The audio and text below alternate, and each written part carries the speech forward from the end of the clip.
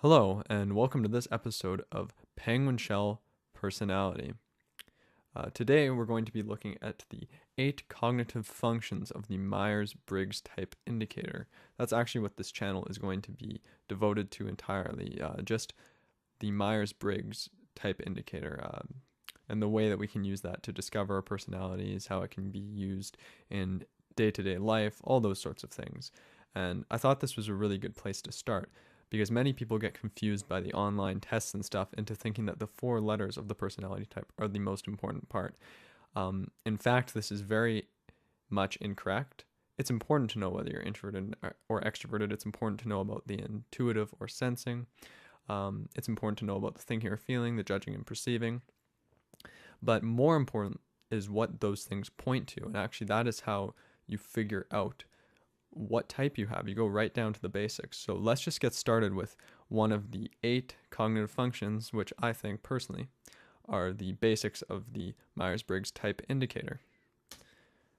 Extroverted feeling. First, we see here that people who have this are deeply affected by those around them. This means that when they're in a crowd, in a public place, they're looking around, looking at how people are feeling. They can almost get a sense of the aura of the place they're in. It's very important to them to be in a healthy environment. If the environment's healthy, they'll feel better. If the environment is unhealthy, not so much. They might not feel as good. They will be very affected by that environment. This is also what I mean when I say that they go with the crowd in many ways. They are heavily affected, so if the crowd is feeling a certain thing, they might feel that too. They work to fit what they see as their societal role.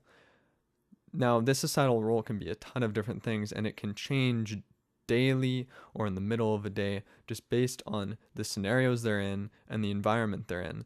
They might see sometimes that they need to be someone who tells someone else what to do because they don't agree with what they're doing, while at other times they might see themselves as someone who just needs to listen because everyone is telling that person what to do. They try to create outer harmony.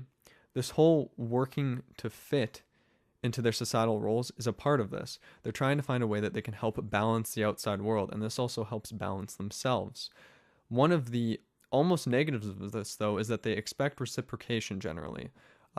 So if they're extremely kind to someone, they expect that in return, and it's not necessarily in a selfish way. It's just they naturally feel that that should happen back to them because that's what they would do. They're also heavily supportive and nurturing generally. Of course, those are both very positive things, and none of these functions are always positive. But if we're looking at it from a positive perspective, they are very supportive and nurturing. Now on to the next one. Introverted feeling. This is very different from extroverted feeling, despite the fact that they're both feeling.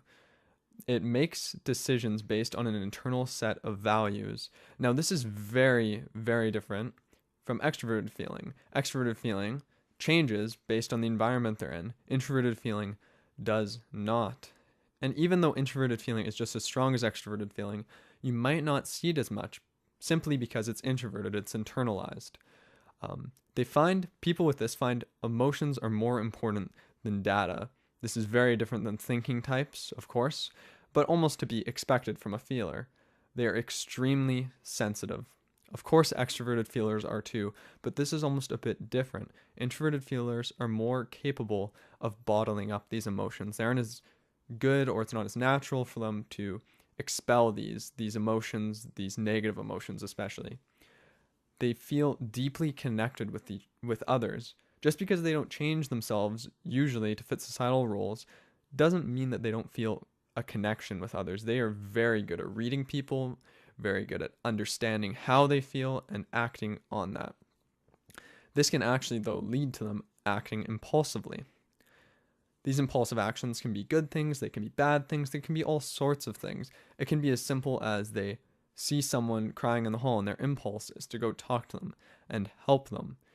But this can also lead them into bad scenarios because they will sometimes be willing to sacrifice too much of themselves to help others, and they will help those who can't help themselves. For example, children. These people are often very drawn to children. On to the next one. Extroverted thinking. These people are great at scheduling and quantifying, at using charts, pros/cons lists, tables, graphs, and visual ways of comparison, connection, and contrast. These are the sorts of people that you want planning stuff for you. It's very good to have them there planning things. They are amazing at creating situations where the most productivity will happen. They are absolutely fantastic to have as part of a team. And to them, order is incredibly important. Chaos, they don't like that at all. Usually they follow others' logic easily. Doesn't mean that they'll agree with it, but they can usually latch onto that logic and get down to the deep points within. They're very good at also noticing factual discrepancies, which can help them out a lot because it's hard to fool one of these people in many ways. On to the next one. Introverted thinking. These people are analytical, objective, and logical. They test new information against existing facts. So to them, an existing fact might be something as simple, let's say, as if I drop this apple, it's going to hit the ground. So then they might take a pen and drop it, and if that hits the ground too, then they might determine that there's a reason for this. Of course, this is a very simplistic way of looking at it, but introverted thinking has been responsible for a lot of scientific revelations and understandings of things, and this is why they love testing things. And they love using exact words to express ideas. They don't like being imprecise. Being imprecise to them is very bad. And they need to know why things work the way they do. It's not enough for them to give them a general idea or say, if you do this, this will happen. They need to know why it will happen, preferably when it will happen, but mainly, why do things work the way they do? As I said before, this leads to a very inventive personality type. Once they understand how a system works, they can integrate it into other systems. They're very good at this. Extroverted sensing is our next one. This function is responsible for experiencing the present moment. People with this are typically athletic, which goes along with the present moment. They're very good at making quick, on-the-fly decisions. As we can see lower down on the list here, it says they're improvisers, good at improvising. This goes along with the whole, with sports. Sports, you're required to think on your feet. They're thrill seekers usually, constantly searching for new things to try. So if you have a friend that constantly wants to go to new places, constantly wants to do new things, there's a good likelihood that they are an extroverted sensor. Whereas if you don't want to do those things, you might not be, and there's nothing wrong with that. It's just very different. They know how far they can push a situation. That's what I mean by push it in quotes there. They will figure out the limitations and what they're allowed to do in a scenario. And this may lead them to act recklessly. All of these things combined may lead to that, which when you're living in the moment and just doing things as they come, improvising, recklessness can be one of the negative byproducts of that. Introverted sensing is our next one. This function is responsible for storing data and information, then comparing and contrasting the present situation with similar ones from the past. So this can go from social situations to situations where they notice, I ate this food and I got sick. And they'll contrast that with a past situation and go, oh, I ate this then and I got sick. And this can lead to very logical, great connections, but also to very illogical connections. This function is responsible for finding similarities in people. This means this is what is at work when you see someone and you go, this person reminds me a lot of this other person. Your introverted sensing is usually working somewhere in there. May experience physical sensations of past situations when in similar ones.